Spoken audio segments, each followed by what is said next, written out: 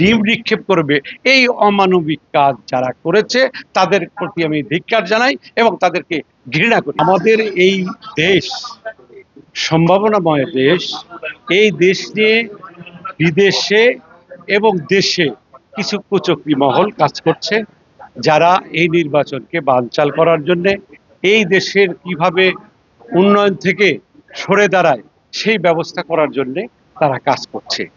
যদিও তারা সফলকামী হতে পারবে না, আমরা যতক্ষণ জিয়াউর রহমানের আদর্শের শরীক জীবিত আছি, আমরা থাকতে আমরা এটা হতে দিব না ইনশাআল্লাহ।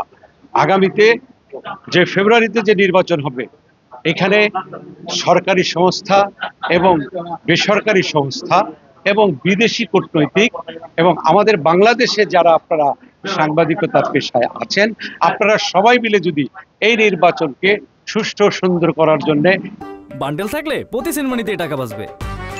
বিকাশ সেনমানি বান্ডেল কিনে জিতুন প্রতি লেনদেনে কাজ করেন, আমরা যদি সেখানে কাজ করি তাহলে অবশ্যই সুন্দর একটা নির্বাচন হবে। কোনো কুচক্রী মহল এই নির্বাচনকে বাধাগ্রস্ত করতে পারবে না। আসলে রাজনীতির একটা ধারা আছে, সেই ধারাটাকে যদি আমরা মেনে নেই তাহলে বিদেশের মাটিতে যে কাজগুলো করেছে আওয়ামী লীগ দ্বারাই এই সমস্ত কাজ সম্ভব। আমার কথা হচ্ছে, আমার আপনাকে পছন্দ হয় না, দ্যাটস ওকে।